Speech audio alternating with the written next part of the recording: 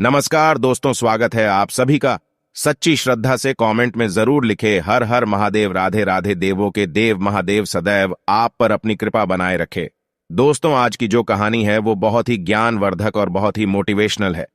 दोस्तों, आज के वीडियो में हम बात करेंगे आखिर पत्नी की वो कौन सी 3 चीज होती है जो हर पुरुष को देखना चाहिए।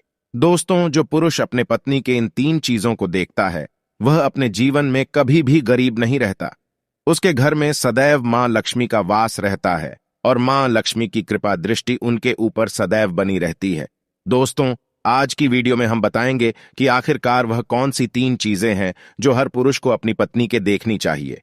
दोस्तों, उससे पहले आप सभी से निवेदन है, यदि चैनल पर आप लोग नए हैं या चैनल पर पहली बार आए हैं तो कृपया करके चैनल को सब्सक्राइब कर ले, क्योंकि दोस्तों हम अपने चैनल पर रोजाना ऐसे ही ज्ञानवर्धक और मोटिवेशनल वीडियो अपलोड करते रहते हैं। चलिए तो दोस्तों शुरू करते हैं आज की इस प्यारी सी वीडियो और इस प्यारी सी कहानी से। जानते हैं कि पत्नी की वह कौन सी 3 चीज है जो हर पुरुष को अपनी पत्नी की देखनी चाहिए। दोस्तों, एक बार की बात है, किसी गांव में एक आदमी रहा करता था। दोस्तों, वह आदमी अपनी पत्नी से बहुत परेशान था, क्योंकि उसकी पत्नी अपने पति से बात बात पर लड़ाई झगड़ा करती थी।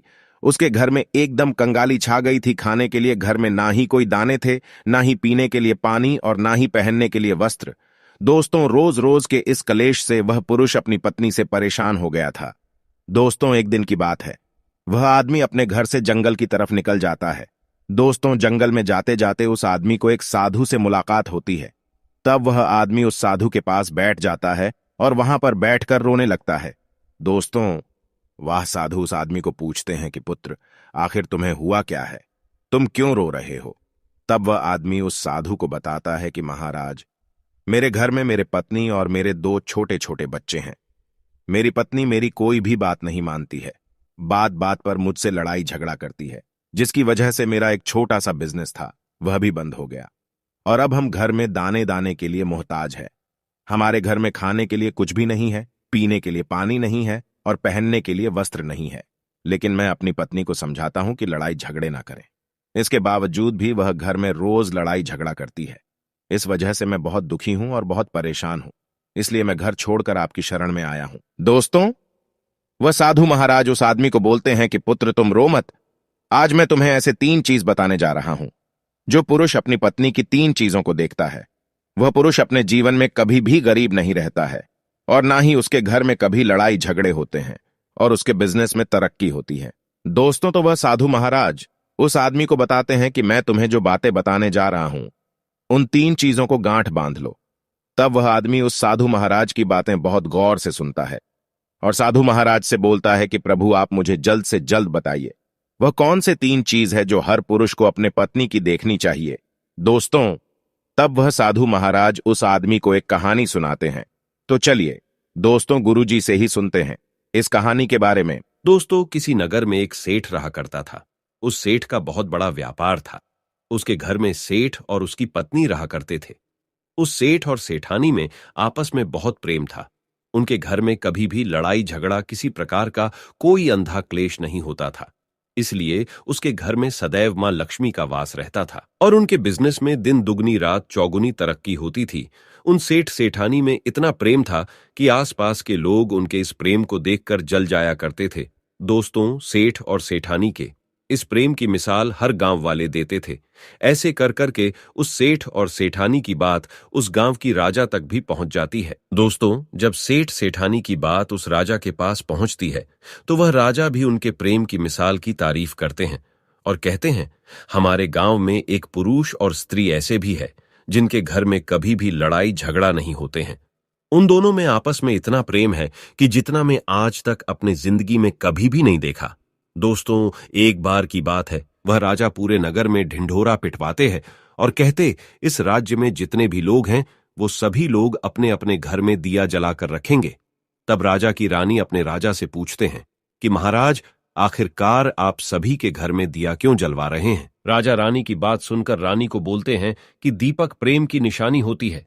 जिसके घर में दीपक जलता है उसके घर में सदैव ही प्रेम बना रहता है और मैं चाहता हूं कि जो प्रेम सेठ और सेठानी के बीच में है वही प्रेम हमारे इस नगर में, हमारे इस राज्य में हर पति और पत्नी के बीच में हो। इसलिए मैं हर घर में दीपक जलाना चाहता हूं। दोस्तों, राजा की सैनिक पूरे नगर में ढिंढोरा पीटते हैं और बोलते हैं सभी के घर में दीपक रात भर जलना चाहिए। दोस्तों, राजा की बात मानकर सभी नगरवासी अपने अपने घर में दिया जलाते हैं, लेकिन जैसे ही आधी रात होती है सभी के घर के दीपक बुझ जाते हैं। लेकिन उस सेठ और सेठानी के घर की दीपक कभी भी नहीं बुझती है, क्योंकि दोस्तों दीपक प्रेम की निशानी होती है, और जो सेठानी थी वह अपने घर की दीपक को सदैव जलाए रखती थी, जिससे सेठ और सेठानी का प्रेम बरकरार रहे। लेकिन दोस्तों, जो सेठानी थी वह अपनी मनमानी काम करती थी। उसका जो मन करता था वह वही काम करती थी। लेकिन सेठ को इस बात से कभी भी कोई दिक्कत नहीं होती थी, क्योंकि सेठ बहुत समझदार था। वह सोचता था कि यदि मैं अपनी पत्नी को रोक टोक करूंगा तो घर में बेवजह ही लड़ाई झगड़ा होंगे। दोस्तों, इसीलिए सेठ सेठानी की कई चीजों को और कई बातों को अनदेखा करता था। वह सेठ इसलिए अनदेखा करता था ताकि पति पत्नी में वह प्रेम और व्यवहार बना रहे। एक दिन की बात है दोस्तों, राजा और रानी अपने छत के ऊपर खड़े होकर अपने नगर का नजारा देख रहे थे, और वह राजा और रानी देखते हैं कि उनके पूरे राज्य में अंधेरा था, लेकिन सिर्फ एक सेठ और सेठानी का ही गांव का घर था जहां दीपक जल रहा था। दोस्तों, तब राजा रानी से बोलता है कि देखो सेठ और सेठानी में कितना प्रेम है। सभी के घरों का दीपक बुझ गया है, लेकिन सेठ और सेठानी के घर का दीपक अभी भी जल रहा है। इसका मतलब यह है कि इस सेठ और सेठानी में बहुत ही ज्यादा प्रेम है। तब रानी अपनी राजा से बोलती है कि महाराज, सेठ और सेठानी में जो भी प्रेम है वो इसलिए है क्योंकि सेठानी समझदार है, इसलिए सेठ के घर में प्रेम है। दोस्तों, जब राजा रानी की बात सुनता है तब राजा बोलता है कि नहीं महारानी, यहां पर सेठ ज्यादा समझदार है, इसलिए उनके घर में कभी भी लड़ाई झगड़ा नहीं होती है। दोस्तों, रानी बोलती है कि सेठानी समझदार है। राजा बोलते हैं कि नहीं, सेठ समझदार है। दोस्तों, सेठ और सेठानी की बात को लेकर राजा और रानी में बहस होने लगा। तब राजा बोलता है कि देखो, हमें बहस करने की जरूरत नहीं है, क्यों ना हम दोनों उनका एक परीक्षा ले। परीक्षा में जो पास होगा वही समझदार होगा। राजा और रानी अपने बात से सहमत हो गए और उन दोनों की परीक्षा के लिए तैयार हो जाती है। दोस्तों, तब राजा अपने महल में जाता है और अपनी दासी को बुलाता है, और वह अपने दासी से बोलता है, उस सेठ के पास जाओ और जो जो प्रश्न मैं तुमसे बोल रहा हूं वह तुम सेठ को बोलना। वह दासी बोलती है, ठीक है महाराज। फिर वह दासी राजा की बात सुनकर सेठ के पास जाती है। उसी समय ही सेठ की पत्नी बाजार गई थी कुछ सामान लेने के लिए। दोस्तों, तो वह राजा की दासी सेठ से बोलती है कि सेठ जी, मैं राजमहल से आई हूं, राजा साहब ने मुझे भेजा है। दोस्तों, वह सेठ उस दासी को बोलता है कि बताइए, मैं आपकी क्या सेवा कर सकता हूं। आप बैठिए, मैं आपके लिए पानी लेकर आता हूं। तब वह दासी सेठ से बोलती है, नहीं सेठ जी, मैं राजा की दासी हूं, बस आपके पास राजा के समाचार लेकर आई हूं। दोस्तों, तब वह सेठ बोलता है कि ठीक है दासी, आप मुझे बताइए राजा साहब ने क्या समाचार भेजा है मेरे लिए। तो दोस्तों, वो दासी सेठ से बोलते हैं कि सेठ जी, राजा साहब ने मुझे ये बोले हैं, यदि तुम अपनी पत्नी को छोड़ देते हो तो वह तुम्हें खूब सारे हीरे और जवाहर देंगे, तुम्हें राजमहल में एक अच्छे पोस्ट पर नौकरी भी देंगे। लेकिन सेठ राजी नहीं हुए। दूसरी बात, रानी ने राजा से बोला था कि नहीं, सेठ समझदार नहीं है, सेठानी समझदार है। दोस्तों, सेठ और सेठानी के बातों को लेकर राजा और रानी में फिर से कहासुनी होने लगी। तब रानी राजा से बोलती है कि तुमने सेठ की परीक्षा ली है, मैं भी सेठानी की परीक्षा लेना चाहती हूं। तब इससे बात क्लियर हो जाएगा कि सेठ और सेठानी में कौन ज्यादा समझदार है। तो वह राजा रानी को आदेश देता है कि प्रिय, तुम भी एक बार सेठानी की परीक्षा ले लो। तब रानी अपने राजमहल से एक दास को उस सेठानी के पास भेज दिया और अपने दास से बोलती है कि जो मैं तुम्हें बोल रही हूं ये सारी चीजें जाकर उस सेठानी को बोलना। तब राजा का दास उस सेठानी के पास जाता है। इधर से सेठ अपने काम के सिलसिले में कहीं बाहर गया हुआ था। घर पर सेठानी ही अकेली थी। दोस्तों, दास मौका देखकर उस सेठानी के पास पहुंचता है और सेठानी से बोलता है कि सेठानी जी, मैं राजमहल से आया हूं, मुझे रानी साहिबा ने भेजा है। दोस्तों, तब वह सेठनी बोलती है, ठीक है, बताइए किस लिए तुम्हें रानी साहिब मेरे पास भेजा है। दोस्तों, तब वह दास सेठानी से बोलता है कि रानी साहिबा ने बोला है कि यदि तुम अपने पति को छोड़ दोगी तो वह बहुत सारे हीरे जवाहरात देंगे, और अगर तुम अपने पति को मार दोगी तो वह तुम्हें अपने राज्य का आधा हिस्सा दे देंगे। दोस्तों, दास की बात सुनकर सेठानी तैयार हो जाती है और कहती है, ठीक है, यदि रानी साहिबा अपने राज्य की आधा हिस्सा मुझे देंगी तो मैं अपने पति को मार दूंगी। दोस्तों, तब उस राजा का दास उस सेठानी से बोलता है कि मुझे कैसे पता चलेगा कि तुमने सेठ जी को मार दिया है। दोस्तों, तब सेठानी राजा के दास से बोलती है कि मेरे घर में जो दीपक जल रहा है वह तुम्हें दिख रहा है। तब दास बोला, हां, दिख रहा है। तब सेठानी उस राजा के दास से बोलती है कि जब मैं अपने पति को मार दूंगी तो मैं यह दिया बुझा दूंगी तो तुम्हें पता चल जाएगा कि मैं अपने पति को मार दिया है। अब वह दास सेठानी की बात सुनकर राजमहल को वापस लौट जाता है और राजा और रानी से यह सारी बात बताता है। सेठानी की बात सुनकर रानी बहुत अचंभित हो जाती है और रानी को स्त्री जाति से नफरत होने लगती है। दोस्तों, तब वह राजा अपने सारे दास दासियों के साथ सारे सैनिकों को बुलाता है और बोलता है, देखो, मैं यह नहीं चाहता हूं कि राजा और रानी के वजह से किसी निर्दोष की जान जाए। तुम ऐसा करो, उस सेठानी के घर जाओ और उस सेठ को सारी बातें बता दो और उस सेठ को बचा लो। दोस्तों, इधर दास और दासी सेठानी के घर पर जाते हैं और सोचते हैं कि सेठानी तो सेठ को रात में मारेगी और दिया भी बुझाएगी। इससे पहले ही हम सेठानी के घर में हमला बोल देते हैं। दोस्तों, इधर रात भी नहीं हुई थी, शाम का समय था और जैसे ही राजा के सैनिक सेठानी के घर पर धावा बोलते हैं तो देखते हैं कि सेठ पहले से ही मरा हुआ है।